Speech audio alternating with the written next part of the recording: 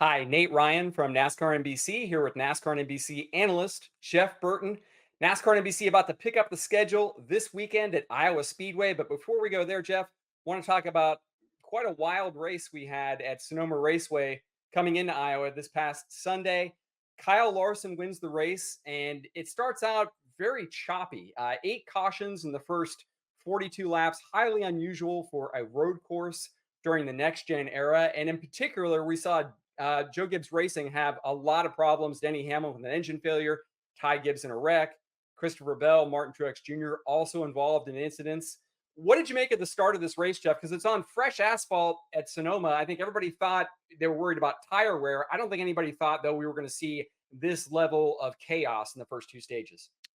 Well, Nate, this is what we haven't seen, right? You said it when we started. The road course racing over the last several years with this car has been very tame. It really hasn't produced this kind of chaos. Well, here's the reason for the chaos. I mean, it's three wide, four wide, everybody battling for position. And, I think you get one restart, after a wreck that creates all of this. And, all these wrecks happen when they're all close together. So, when you're not getting cautions, then you just don't have the opportunity for drivers being in these types of situations. So what we saw this past Sunday was what used to be a typical road course race where you get a rash of cautions. You don't know if it's going to be early, middle, or late, but one caution produces another. And that's what we've been missing for whatever reason. Look, I'm not saying I like seeing cars wreck, but I do love the action. And I do love the fact that the drivers were forced to be aggressive on restarts and we're put in difficult situations because that's what being a Cup driver is all about.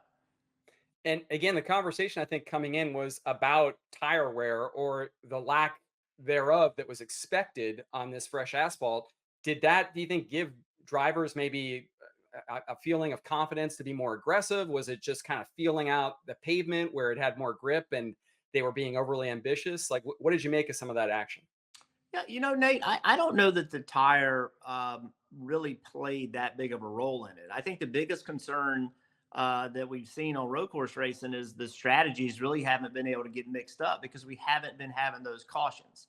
And the quest for track position after a restart, after, when everybody's right there together, the drivers recognize how important that is you've got to get track position. And so with track position, you can now do a little bit different strategy. You can put yourself in better position to win races, obviously, with better track position. And I just think the intensity of understanding that and knowing that is really what caused these incidents. Now, look, I will say this. Typically on a newly paved racetrack, outside of the groove is normally not very good. It doesn't have a lot of grip. And I'm not so sure that didn't have a role in it as well. Look, Nate, I haven't been able to put my finger on why we haven't seen more cautions on road courses with this car, because whatever you say about the car on restarts, it's exceptionally close. It's exceptionally a tough battle. And like I said before, that's a lot of times when we do see these issues. And we haven't seen it in previous races. And why we saw it this week versus the week before, I'm not 100% sure, but I do believe the intensity of the playoffs matters. I think that there's a lot of drivers looking for rides next year. I think that matters. It's just, a series of events that comes together at the same time on a particular Sunday, and this is what you get.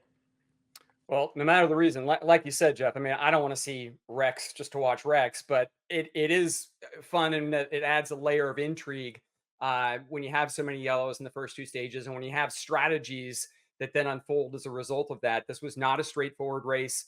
Cliff Daniels, the crew chief for Kyle Larson, talked about that afterward, that they were adjusting on the fly. They went into this race thinking, all right, it's going to be a tire wear battle. We got to figure out how much that's going to affect things. And it turned into all about cautions, which they weren't expecting at all. It worked out really well, though, for Larson, Jeff, in that, he starts that final stage outside the top 20 and methodically works his way to the front because the race went caution 3 through the last stage. So take me through how you think Kyle Larson just was able to sort of seize this race, had a good finish in stage 1, didn't get any stage points in stage 2, but then really emerged and marched forward and won the race in stage 3.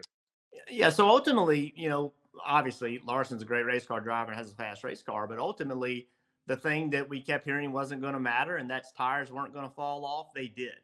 And there was enough speed difference between new tires and old tires to incentivize people to try to be on new tires later. And that's a little bit shift in strategy from what we've seen in previous road course races, where it's just get track position, get out front early. They can't come get you, right? That's really been the strategy. In this case, put new tires on later and go run them down. And look, some of it was a little bit of luck as far as when the cautions came out. Steve Letarte says it all the time. Tell me when the last caution is going to come, and I can place my strategy. But of course, you never know that.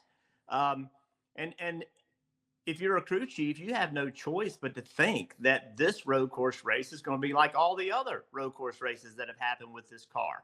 And you can kind of lay it out, and you can say, all right, here's when we need to pit. But this one was different, and you had to adjust. So I really can't fault any of the crew chiefs for making the strategy calls they made, because you have the information in front of you and you have to make that decision in a split second in most cases. And it's hard to really know what's going to happen. And it's hard to ignore the races before this one.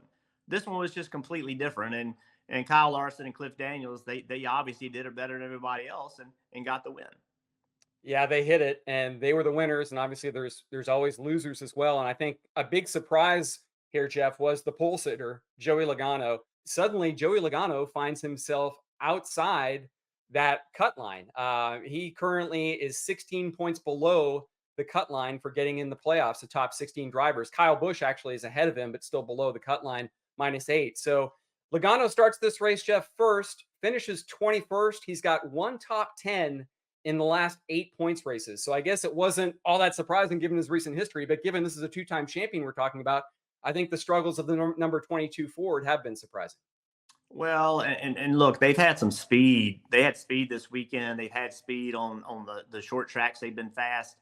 I said I can't blame any crew chief, but I think in the situation that they're in, they had potential points sitting right in front of them in stage one, and they gave those up. And then the wreck that we just saw was because he got in the back of the pack, gave stage points up, got in the back of the pack, got in a wreck. And I know it's hard and it's a difficult decision to make, and I'm glad I don't have to make them.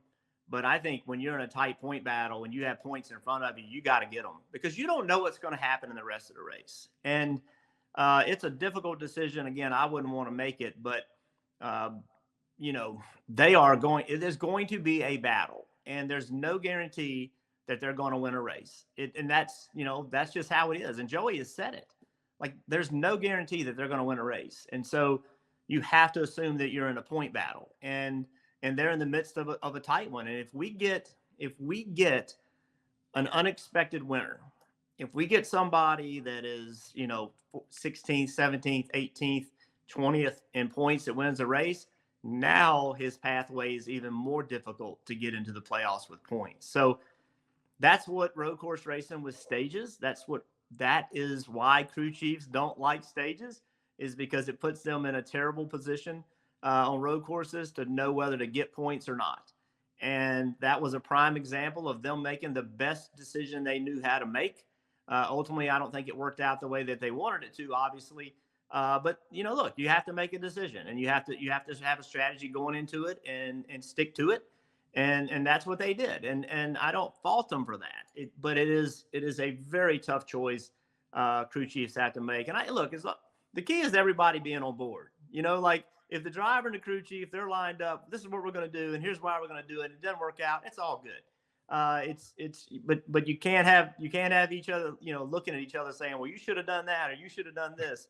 That's not going to work out well. But knowing those two, that's not the situation they're in. And they will appreciate the battle that they're in. And I can guarantee you that they're going to bring everything they have to the next 10 weeks.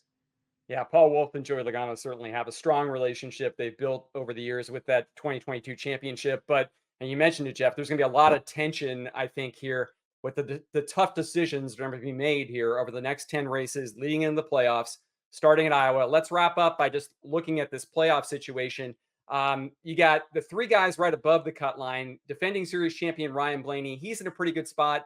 Chris Buescher, a little bit more vulnerable. And then you have Bubba Wallace, 8 points above. And as I mentioned, Kyle Busch, 8 points below. Joey Logano, 16 points out. What do you make of that cut line as we move into these final 10 races on NASCAR and NBC for the regular season? Well, I think that's pretty straightforward in regard to what they all have to do. But would anybody be surprised if Chase Briscoe, Michael McDowell, if they were able to win a race? Because I wouldn't. It wouldn't be a shocker. It wouldn't be a shocker if you know, you've got road course races coming up. You have drafting tracks coming up.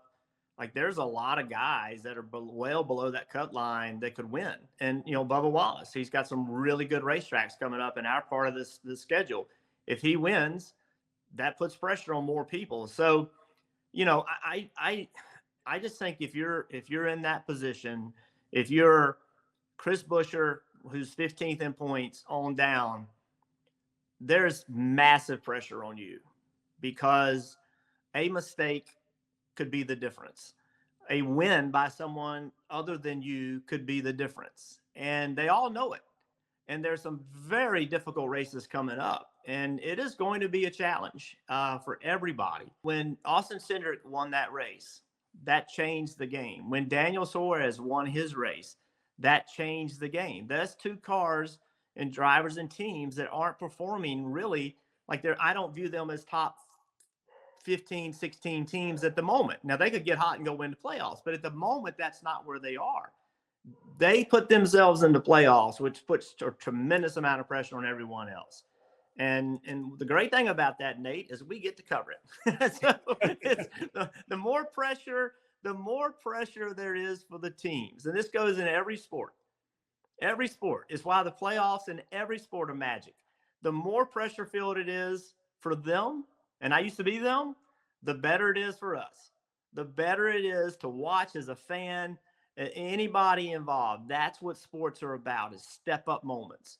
And the next 10 weeks are going to be step-up moments for all of these drivers and teams trying to get into playoffs. It's that inversely proportional theory of sports that I love. What's tough on drivers and teams is great for broadcasters, but especially great for fans. And like you said, hopefully storylines galore for us at NASCAR NBC over the next 10 races. We've got Chicago lurking out there, Indianapolis back on the oval, there's Daytona, but it all starts Sunday, 6:30 p.m. Eastern on USA from Iowa Speedway. Check us out. Thanks for watching on NASCAR NBC. Hi, I'm Parker Kligerman. For more access like this from Pit Road, be sure to click and subscribe to the Motorsports on NBC YouTube channel.